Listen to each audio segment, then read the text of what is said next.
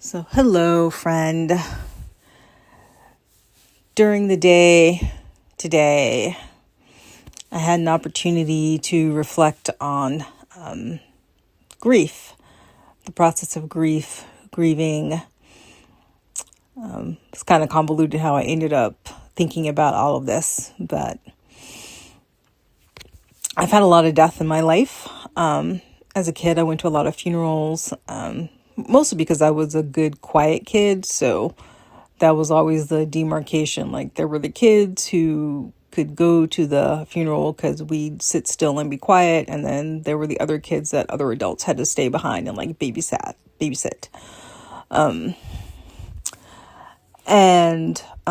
So when I was younger, they were like older adults that I didn't really know, I wasn't really close to. And as a kid, everything's just like normal and interesting at the same time. So I was never freaked out by funerals like some people are. And in my family in particular, funerals actually tend to be like really hilarious, actually. Like, all kinds of weird, strange things have happened at funerals in my family, but maybe that's another episode for another time. But I've also had people I was very close to die to me. Like, my father died when I was 10. And my brother committed suicide when he was 19. I was 27. My mother died 7 years ago. And my best friend died when I was 33. And I've had a few other friends die, or other people that I was pseudo close to, like in high school and college. And I was reflecting on our culture's description of grief, or how we avoid grief sometimes, or a lot of times people only expect like the first year to be the toughest for people. And sometimes that's not the case. Because I think in my own experience, like for my best friend and my brother in particular, that first year, like, I was just in shock that they were gone. Like, I didn't really feel any of it. I was numb. Because it took a full year for it to really sink in that this had happened. And so then I had suppressed grief for years.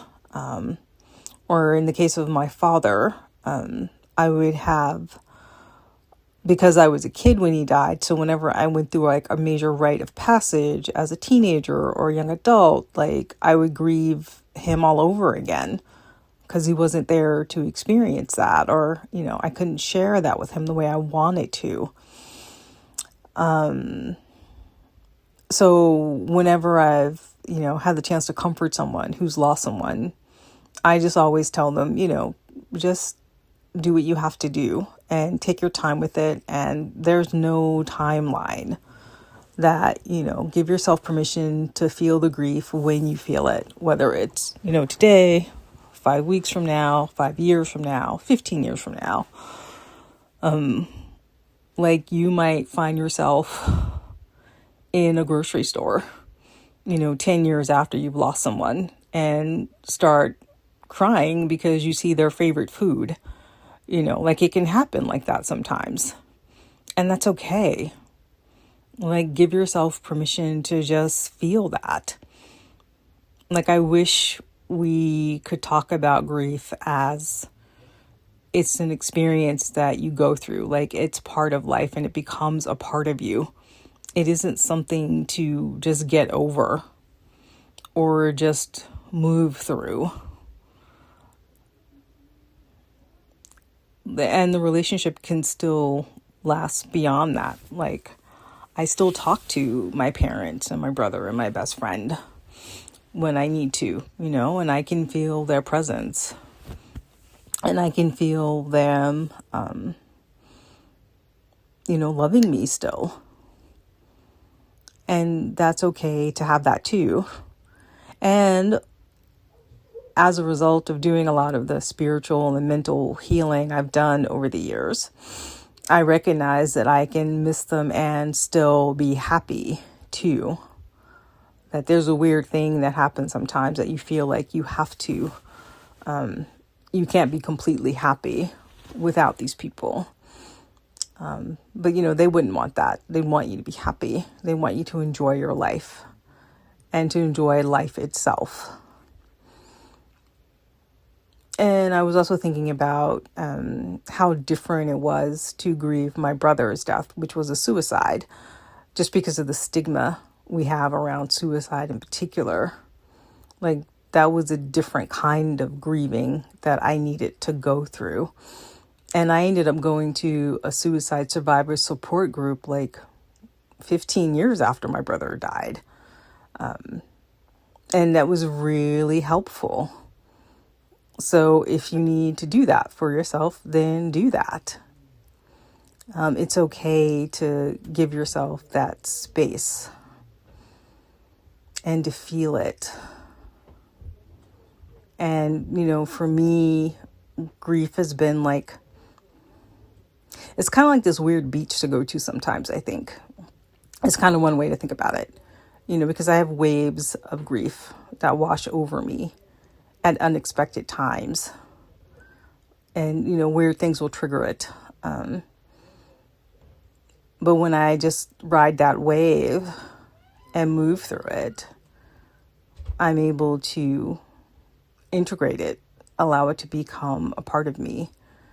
And it helps me open up more emotionally, and that can be the gift of grief as well, if we allow it.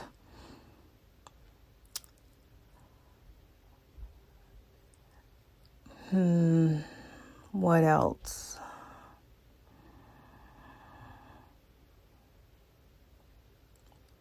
Like, at the end of the day, there's no right or wrong way to do this. If you are someone experiencing a loss. And I think I also felt the need to talk about this now because it is November. I'm recording this November 13th, 2025. And so the holiday season, that can trigger it for a lot of people. Knowing that holidays are coming up, this might be your first year after losing someone. So this might be the first, Thanksgiving, the first Christmas without them. So that can set that off for people. Or a lot of times, people are dealing with someone who is, in hospice around this time of year. I used to work as a secretary for a psychiatrist, and September through January was always the toughest time of the year, because pretty much as soon as the Jewish holidays started, that's when we'd have 3 times the number of people calling, seeking help. Because one of the things that would happen, because I would end up talking to other people in mental health, or even, sometimes just as a result of, being a psychiatrist's office, you'd be talking to funeral homes, funeral directors after someone had committed suicide. And they were saying that, September through into December is like the busiest time of the year. Because what happens is a lot of times people who have been sick for a really long time, whose bodies really should have physically given out, like in July or August, they want to make it through the end of the year. They want to make it through those last holidays. So they will themselves to live as long as possible, but their bodies just can't make it. And so they end up dying before, the end of the year. So this is why this time of year can be really tough for people as well. A lot of people lose a lot of people. And often also do astrologically speaking as well. Eclipse season is usually around September, October. So often after eclipse season, there will be a lot more deaths in general. It's just the nature of life.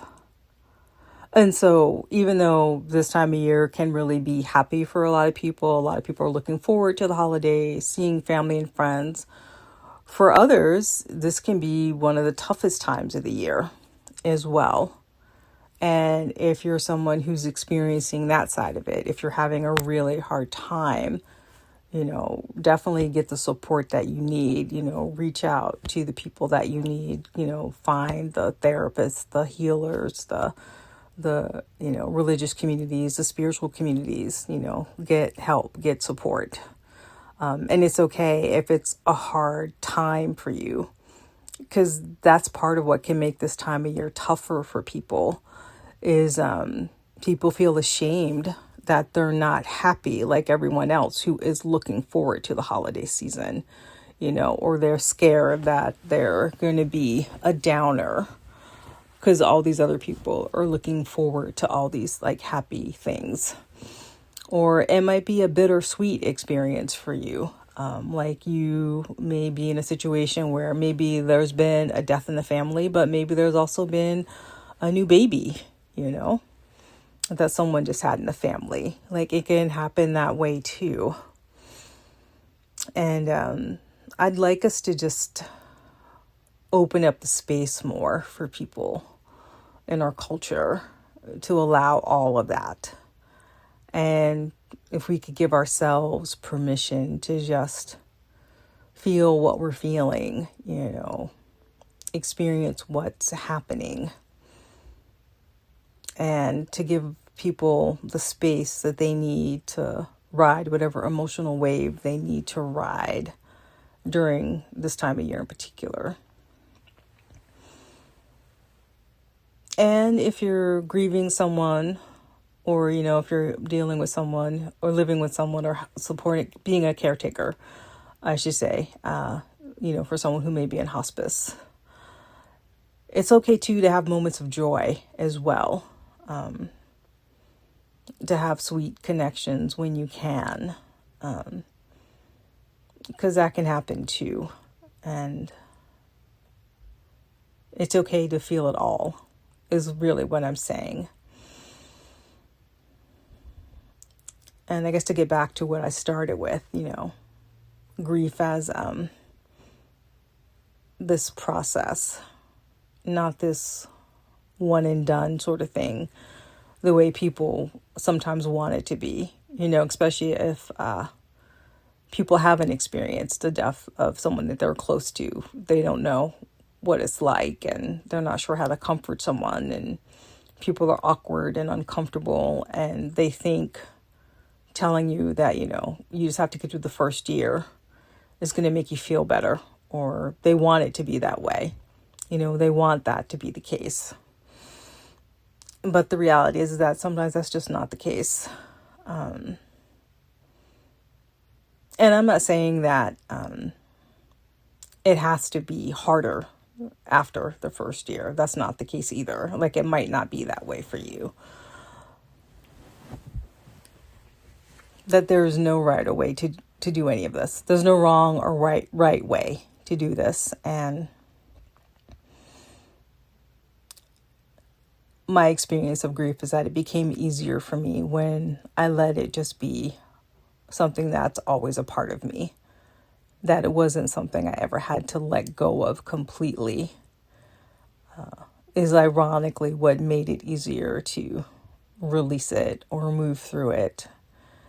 It's what gave me permission and space to fully live again, to fully enjoy my life while still honoring the memories of those that I had lost, and still help me feel connected to them. And I hope this is helpful. And again, if you're having a hard time, I encourage you to get the support that you need. Reach out to the people that can help you, find the resources and the support as well. And sending you so much love and peace. And there's so much love in the world for you, and more that you have access to than you probably realize. So just have the faith that you will receive what you need when you need it.